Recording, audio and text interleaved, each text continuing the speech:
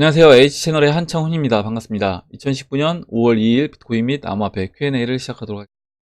먼저 댓글로 좋은 의견과 질문, 정보 공유해 주신 분들에게 감사드리고 바로 시작을 해보도록 할게요. 파비뉴 님이 써주셨고, 현재 금리가 2.25%인데 금리를 내린다면 어떻게 양적 완화를 할 수 있을까요? 이번에 서프라임 사태에선 금리 4% 정도여서 금리 내리고 양적 완화할 수 있었지만 지금은 금리 내리고 양적 완화는 무리인 듯 하네요. 만약 QE까지 한다면 정말 갈 때까지 간 거인 듯 합니다. 하이퍼 인플레이션도 갈 수 있다. 뭐 이런 질문을 써주신 것 같아요. 코인마켓이 큰 조정 없이 갈 수밖에 없을 것 같네요. 금리카드, QE카드, 유럽 경제 불안정, 미도 금리 인하 고려 중이라고 하고, 브렉시트, 미중 무역 전쟁, 시장 개방 문제 등등 올해 말에 경제 위기 뉴스 나올 것 같습니다. 그리고 오늘 5월 1일 미국 부채 한계 만기일입니다. 그쪽 세계 사람들도 이미 신용화폐는 망한 거 알고 더 이상 천천히 갈 수도 없고 이미 큰 손들은 커스터디로 어느 정도 만족할 만큼 매수했을 것 같네요. 손정희 소뱅이 1조 1천억 규모 현금 없는 사회 프로젝트 발표했고 한국, 일본, 동남아 인프라 건축 시작했습니다. 이번 1분기 미국 GDP 3.2%는 외국 포함 세금 인하 및 자사체 구입으로 보기 좋게 잘 만든 것 같습니다. 트럼프 재선하려고 똥줄 타는 것 같네요. 이렇게 써주는데 일단 지금 보시면 벡트가 커스터디 서비스 업체를 인수를 했습니다. 커스터디 서비스 업체 DACC를 인수를 했어요. 이 DACC는 어떤 회사냐? 암호화폐 커스터디 서비스 제공업체 디지털 에셋 커스터디 컴퍼니 29일 인수한 것으로 확인이 됐습니다. DACC에 대해서 13개 블록체인과 100개 이상의 자산을 관리, 지원하고 있는 기업이다 라고 설명을 했고요. 이번 인수로 DACC의 모든 직원은 벡트로 이제 편입이 될 것입니다. 그래서 벡트가 지금 계속 이제 뭐 연기가 되고 진행이 안 되고 있는 것처럼 보이지만 일은 이렇게 계속 이제 하고 있다는 거죠. 하고 있고 조만간에 이제 어느 정도 타이밍이 떨어진다라고 하면 그때는 이제 본격적으로 저는 오픈할 거다라고 봅니다. 그리고 DACC가 콜드월렛을 24시간 보관 관리하고 있는 업체라면서 벡트의 DACC 인수는 미 금융당국의 승인을 얻기 위한 포석이라고 강조를 했습니다. 그래서 이제 어떻게 보면 벡트 거래 오픈이 지금 이제 임박했다는 그런 느낌을 받고 있습니다. 그래서 이런 것들을 보면 지난번에 이제 피델리티도 커스터디 서비스를 실시를 하고 이런 것으로 봤을 때 이미 어느 정도 큰 자금들이 이 시장으로 이제 어느 정도 세팅도 했고 그래서 또 추가적으로 들어오기 위한 준비를 끝내놓고 있다 이렇게 보고 있습니다. 그리고 이제 금리에 대해서 오늘 또 새벽에 그 파월 연준 의장이 말에 의해서 이렇게 주식시장이 출렁거렸습니다. 보시면 파월 연준 의장은 지금 트럼프 대통령은 금리를 인하를 계속해야 된다 이렇게 얘기를 하고 있고요. 파월 연준 의장은 그 부분에 대해서 약간 이제 어떤 반하는 이런 이야기를 했어요. 그래서 그것으로 인해서 주식시장이 빠졌는데 제가 보는 이제 그 시각에 대해서 말씀을 드리도록 하겠습니다. 일단 미국 중앙은행인 연방준비제도 페드가 미 경제의 탄탄한 흐름을 강조하면서도 낮은 인플레이션에 초점을 맞췄다 이렇게 얘기를 했고요. 시작 1강에선 더 물가발 금리 인하 시나리오를 염두에 두고 있는 거 아니냐는 기대감이 나왔지만 그러니까 물가 인플레이션이 낮기 때문에 지금 어떻게 보면 이제 달러가 강세로 가고 있고 이 달러 강세를 조금 늦추기 위해서라도 금리 인하 카드를 써야 되는 거 아니냐 이렇게 얘기했는데 거기에 파월 의장이 뭐라고 얘기를 했냐면 이거는 지금 일시적 요인이다 라고 이야기를 한 겁니다. 이 부분에 대해서 이제 자꾸 이제 이렇게 보시는 거예요. 금리 인하를 하게 되면 주식시장이 좋아질 거라고 이제 생각하시는 분들이 많이 있습니다. 제가 이 부분에 대해서 우리가 그래서 이런 기사라든가 이런 부분에서 자꾸 이런 뉘앙스로 뭔가 이야기를 하고 있기 때문에 오해를 할 수 있고 마치 이제 금리 인하를 하면 주식시장이 좋아지고 유동성이 공급되면서 시장이 다시 재차 상승할 거다라고 기대하시는 분들이 많아서 그 부분에 대해서 먼저 한번 보여드릴게요. 보시면 지금 미국의 이제 금리입니다. 금리인데 여기 회색 음영으로 되어 있는 이 영역 보시면요, 이 수직 이렇게 막대 그래프처럼 표현되어 있는 이 영역이 미국이 경기가 침체가 있었던 영역입니다. 그러면 미국 금리가 인하가 될 때 미국 경기 상황이 어땠냐를 보시면 될 것 같아요. 2008년도 때도 마찬가지죠. 금리를 인하를 하면서 미국은 이제 침체 국면으로 들어갔습니다. 이때도 2000년도 초에도 마찬가지였고요. 이때도 이제 금리를 인하했죠. 90년도 초에 인하하면서 미국 경제는 음영으로 돼 있으니까 침체 영역으로 들어간 겁니다. 이렇게 본다라고 하면 금리 인하는 언제 금리 인하를 하는 것이냐? 경제 상황이 침체 국면으로 들어갈 때 그때 그 침체 국면을 극복하기 위해서 이제 유동성을 풀어주면서 금리 인하를 하게 되는 거예요. 근데 지금 기사라든가 이런 전반적인 어떤 경제 기사들을 보게 되면 마치 금리를 인상하면 막 경제가 망할 것 같이 얘기하고 금리를 인하를 해야지 경제가 좋아질 것처럼 얘기를 합니다.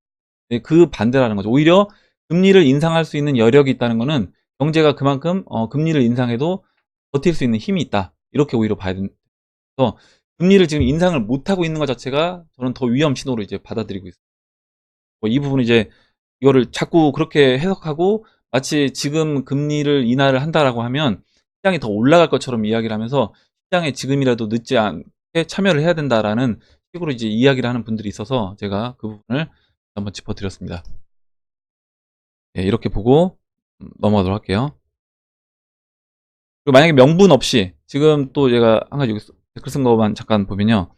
만약에 어떤 주식시장이 빠지지도 않고 빠지지도 않은 그런 상황에서 주식시장은 계속 올라가고 있고 뭐 인플레이션도 적절한 인플레이션 수준 상황에서 미국이 말도 안 되는 그냥 명분 없이 그냥 금리 인하를 한다? 저는 이것 자체가 더 어떻게 보면 위험할 수도 있고 독이 될 수 있다 이렇게 봅니다.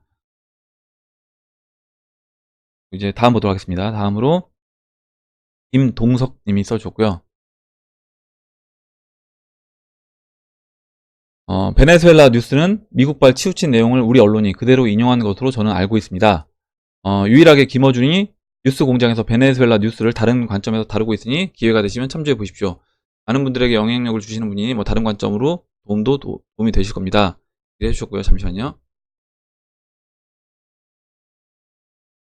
일단 제가 그래서 원래 뭐 그 영상을 제가 보진 않는데요. 김어준의 뉴스 공장 이 부분에서 이제 베네수엘라 관련된 그 내용만 김동성님이 이제 한번 봐보라고 해서 제가 봤는데 일단 이렇게 표현을 하더라고요. 일단 마두로 정부는 국민의 어떤 정상적인 선거를 통해서 대통령이 됐고 그 대통령이 된 그 내정 간섭을 통해서 어떻게 보면 극우 정치인인 과이도를 지금 대통령으로 앉히려고 하고 있다. 서방이 개입을 해서 이게 말이 되느냐? 이건 말도 안 된다. 뭐 이런 약간 논조였어요. 저는 이제 뭐 좌우 이걸 떠나서 제가 이제 보는 관점은 그렇습니다. 여러분들이 만약에 베네수엘라 국민이라는 상황에서 한번 생각을 해보시면 좋을 거예요. 지금 베네수엘라 국민들은 굉장히 고통을 겪고 있습니다. 뭐 말도 안 되는 인플레이션. 제가 아마 제 영상을 쭉 보셨던 분들은 베네수엘라 국민들이 겪는 고통을 어느 정도는 이제 아실 수 있을 것 같아요. 제가 이제 계속 이 이야기를 했기 때문에. 그런데 보세요. 한번 지금 이 기사를 이제 갖고 왔습니다. 국민 체중이 10kg 줄었다. 세상에 정말 보여준 베네수엘라. 하나의 상징적인 그림이 있습니다. 사진이. 닭 한 마리를 사는데 2,500원이 들어가요. 근데 이 2,500원이 베네수엘라 볼리바르로는 1,460만 볼리바르입니다. 한때는 1 볼리바르가 1달러였던 적도 있어요. 그러면 계산을 해보면 거의 한 146억 정도 되는 겁니다. 이 닭 한 마리를 사는데 들어가는 돈이. 이렇게 보시면 될 것 같고 지금 베네수엘라 경제 상태가 어떠냐? 이 식수를 얻기 위해서 베네수엘라의 수도라고 하는 카라카스에서 이렇게 사람들이 수도관에서 흘러나오는 물을 받고 있어요. 그리고 원유 생산도 제대로 되지 않고 1000만 퍼센트 물가가 상승을 했습니다. 1000만%, 그러니까 우리 보통 뭐 10%만 물가 상승한다고 해도 감당이 안 될 것 같은데 1000만%라고 하면 그 나라는 뭐 나라 시스템이 경제가 이제 완전 마비된 상황인 것이고요. 제가 오늘 이 기사를 이제 여러분들한테 보여드리는 이유는 뭐냐면 이 자료를 이제 말씀드리려고 합니다. 지금 베네수엘라 상위 소득 10%가 인구의 이제 몇 퍼센트인가 보면 2014년도에는 30%였어요. 근데 지금 2017년도에는 이제 60%고 아마 지금은 더 심해졌을 겁니다. 뭐 90% 이상 아마 상위 10%가 갖고 있는 베네수엘라의 부가 90% 이상이 될 것 같은데 베네수엘라 지금 빈곤율이 어느 정도냐? 빈곤율이 94%입니다. 빈곤 상태가 94%고 극빈층은 60%예요. 그렇다라고 하면 이런 상황에서 투표를 했습니다. 선거를 했는데 이렇게 빈곤층을 많이 양산한 정권을 다시 국민들이 지지를 해줬다? 저는 그렇게 이제 생각하지 않거든요. 만약에 우리나라 국민들이 지금 중산층이 다 무너지고 빈곤층이 94%까지 늘어난다라고 하면 과연 어떤 정부, 뭐 이게 좌든 우든 떠나서 어떤 정권이 그 정권을 유지할 수 있을 것인가. 저는 정권 유지는 힘들 거라고 봅니다. 무조건 정권이 바뀔 거라고 보는데, 베네수엘라 정권이 바뀌지 않았다라는 거는 제가 지난번에 한번 이런 얘기를, 베네수엘라는 쿠데타 일어나지 않는 게 이상하다. 이제 이런 얘기도 한번 했었는데, 지금 이런 상태에서 정권 투표를 했는데 그 정상적인 투표에서 기존 정권을 다시 지지를 해줬다? 지지를 받았다? 이거는 뭔가 저는 조작이 있지 않았나 이렇게 생각을 합니다. 그래서 이게 뭐 그 과이도가 극우든 극좌든 그리고 마두로가 뭐 극우든 극좌든 저는 상관없어요. 상관없고 만약에 어떤 대통령이 그 한 나라의 리더가 만약에 우리나라 국민들이 이렇게 어렵게 살고 있다라고 하면 내가 그 정권 자리에서 대통령 자리에서 내려오든지 아니면 다른 나보다 더 능력 있는 사람한테 정권을 넘겨줘야 되는 겁니다. 제가 봤을 땐. 그럼에도 불구하고 자신의 어떤 정치 욕심으로 인해서 정권 유지를 하고 나만 잘 먹고 배부르게 살면 상관없다. 그리고 그 전에 이제 기득권층, 군부 세력과 또 이제 그 정치 세력들, 그 정치 세력들한테만 볼리바르를 계속 찍어내서 돈을 주고 금을 주고 하면서 자신의 어떤 정치권 그 권력만 유지할 수 있다라고 하면 나머지 90% 국민들이 굶어 죽든 말든 나는 상관없다라고 하면 이게 과연 이게 대통령이냐라는 거죠. 당연히 저는 이거 바뀌어야 된다라고 봅니다. 그래서 그럼에도 불구하고 마두로 정권을 몰아내고 마치 서방 세력의 지지를 받은 뭐 극우 세력이라고 얘기를 하면 표현을 하면서 그 과이도 정권을 인정해 주는 건 뭐 잘못된 거다라고 얘기를 하는데 저는 그 정권이 유지가 되는 게 더 잘못됐다라고 보는 시각이에요. 그래서 이건 이제 물론 이제 사람에 따라 차이가 있겠지만 저는 뭐 정치색으로 좌든 우든 떠나서 아까 이제 말씀하셨던 예, 그 뭐 뉴스 공장에서 이제 이야기했던 부분을 쭉 보면서 이거를 너무 어 정치 쪽으로 이제 볼 것이 아니라 진짜 그 국민들 베네수엘라 국민들 입장에서 그리고 만약에 내가 내 자신의 가족들이 먹고 사는 게 힘들어서 빵 한 조각 얻는 게 너무 힘들어서 내 아들들이 내 뭐 자식들이 굶어 죽고 있다라고 하면 내가 과연 그 현 정권을 지지할 것인가라고 한번 생각을 해봤으면 이런 답은 하지 않았을 거라고 생각해요. 이거는 정치색을 떠나서 한번 베네수엘라 국민 입장에서 한번 생각을 해봤으면 좋겠어요. 그리고 또 이런 얘기를 하더라고요. 뭐냐면 베네수엘라 국민들 중에서도 마두로 정권을 지지하는 사람도 있다. 당연히 있죠. 당연히 있습니다. 거기에서도 잘 먹고 잘 사는 사람들 있고요. 잘 먹고 잘 사는 사람들이 잘 먹고 잘 살지 못해도 마두로 정권을 지지하는 사람들 분명히 있을 겁니다. 그럼 우리나라도 마찬가지예요. 우리나라도 마찬가지고 그걸 가지고 야, 마두로 정권 봐라 베네수엘라 마두로 정권 지지하는 사람도 있지 않냐 이렇게 이야기가 안 된다는 거죠.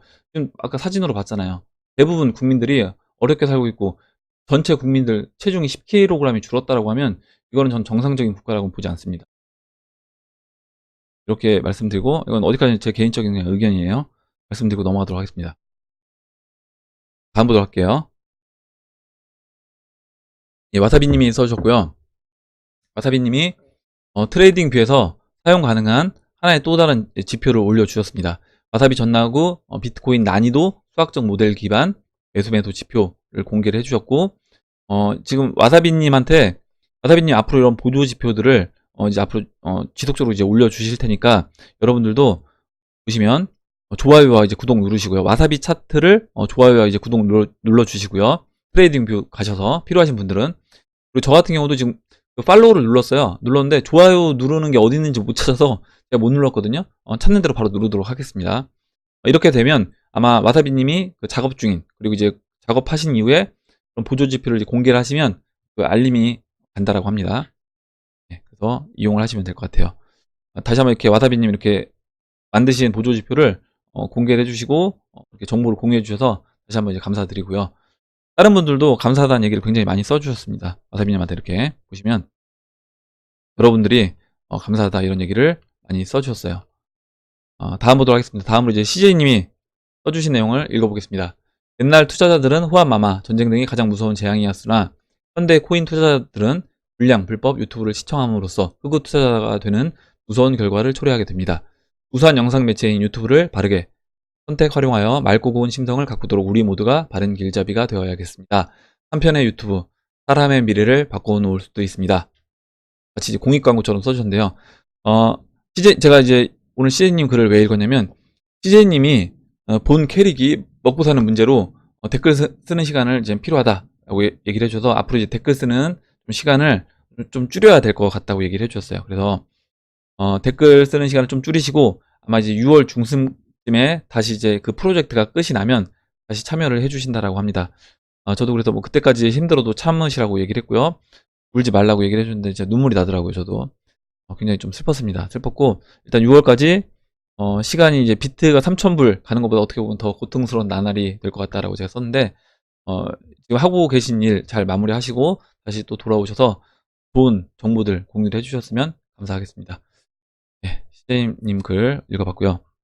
다음으로 다음은 정도용님이 써주셨습니다. 예전에 비트마켓과 워너마켓 차트를 볼 때 비트마켓을 봐야 저점과 고점을 보기가 쉽다고 하셨는데요. 왜 비트마켓을 봐야 신뢰도가 높은 건가요?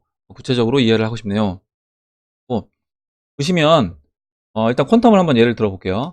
퀀텀 워너마켓에서 보신다라고 하면 지난 저점이 2017년도 저점에 일단 이 업빛 차트에서 볼게요. 업빛 차트에서 보셨을 때 보면 지금 9,000원입니다. 9,000원 여기에. 그리고 이 추세 라인을 이렇게 쭉 그린다고 하면 이때 지금 반등이 나왔을 때 저점 잠깐 이탈했지만 이때 반등이 나왔을 때 이때가 이제 14,000원이에요. 그래서 저점을 높이면서 반등이 나오니까 이 정도가 이제 매수 시점이 될 수 있다라고 판단을 할 수 있습니다. 근데 BTC 마켓을 본다라고 하면 지난 저점이 2017년도 12월 8일 저점이 사토시 가격으로 58,000 사토시입니다. 이건 이제 45,000 사토시까지 내려왔는데 이렇게 봤을 때 58,000 사토시에 있었을 때요. 이 58,000 사토시에 있었고 비트코인이 채널 바닥에 있었을 때 그때도 이 퀀텀 가격은 이제 한 2,000원 정도 됐습니다. 그렇다라고 하면 너무 만약에 원화 차트라든가 달러 차트를 보게 되면 그 알트코인들 저점을 잡을 때 내가 너무 빠른 타이밍에 이 시장에 들어갈 수 있다는 거죠. 알트코인들. 그래서 원화 마켓이라든가 아니면 뭐 달러 마켓보다는 BTC 마켓에서 저점을 보고 그때 저점이 확인됐을 때 들어가는 게 좀 맞지 않나 이렇게 보고 있습니다. 그리고 우리가 뭐 원화를 달러, 기축통화인 달러를 기준으로 평가를 하는 것처럼 알트코인들도 암호화폐 기축통화인 BTC 마켓을 기준으로 보는 게 저는 좀 더 맞다 이렇게 보고 있어서 또 저점 그리고 고점 파악할 때도 마찬가지죠. 고점도 만약에 나중에 올라갔을 때 퀀텀이 만약에 전 고점까지 상승을 한다라고 가정을 해볼게요. 그래서 지금 전 고점이 40만 사토시인데요. 40만 사토시 근처까지 올라왔는데 그때 비트코인이 뭐 1억 갔다 아니면 뭐 3억을 갔다 4억을 갔다 이렇게 했을 때 이 알트코인 퀀텀이라는 알트코인의 고점이 원화 시장에서 고점을 판단한다고 하면 지난번 고점이 이제 한 12만원 정도로 알고 있습니다. 그러면 12만원 정도만 올라가도 이거 고점인가라고 생각을 할 수 있습니다. 근데 그게 아니라 비트코인이 올라간 비율에 따라서 퀀텀도 그 비율로 따라서 이제 올라가줘야 되고 만약에 그거에 맞게끔 퀀텀이 BTC 마켓에서 성장을 꾸준히 한다 아니면 성장을 하지 못한다고 하더라도 BTC 마켓에서 그 유지만 해준다고 하더라도 전 고점까지 왔을 때 그거에 맞춰서 퀀텀의 원화 가격을 계산해 볼 수가 있습니다. 그렇게 된다고 하면 내가 너무 빨리 판다거나 원화라든가 달러 시장에서 본다라고 했을 때요. 너무 빨리 이 시장에 진입하는 거를 BTC 마켓을 참고하게 되면 방지할 수 있겠죠. 알트코인들을 판단할 때 이렇게 설명드리고 넘어가도록 하겠습니다. 다음 보도록 하겠습니다. 다음으로 이동명님이 써주셨고요. 나노레저, 그러니까 콜드월렛 사용법을 좀 자세히 설명해 주시는 영상을 좀 만들어 주시면 안 될까요? 이렇게 다른 분들 거 못 믿겠습니다. 근데 저도 유튜브 다른 분들 거 보고 이제 나노레저를 쓰고 있고요. 거래소보다 콜드월렛에 오랫동안 넣어놓고 싶네요. 거래소에 넣어둔 상태로 오르락내리락 하는 걸 보고 있자니 팔아버리고 싶은 충동이 하루에 12번 넘게 됩니다. 이렇게 얘기해 주셨는데 제가 일단은 지난번에도 이렇게 콜드월렛 사용법을 좀 올려달라 얘기를 해주셔서 제가 그때도 그냥 링크만 걸었습니다. 유튜브에 나노레저, 제가 이제 나노레저 쓰고 있거든요. 그래서 나노레저 검색을 하시면 나노레저 사용법 관련된 영상들이 많이 나오고 있습니다. 그래서 이거는 뭐 믿고 못 믿고를 떠나서 그냥 나노레저 그 사용법을 그대로 보시면 되는 거예요.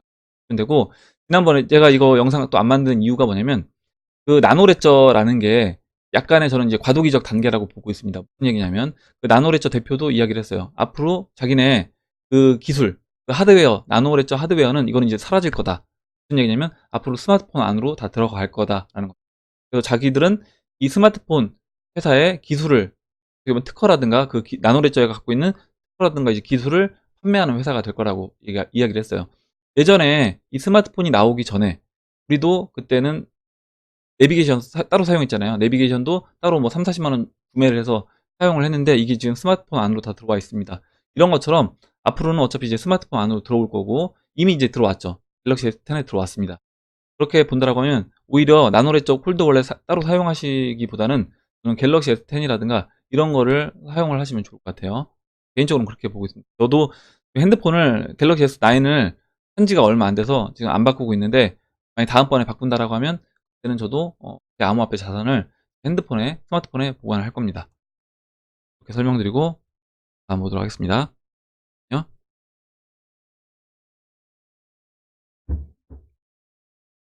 사무엘님이 써주셨고요.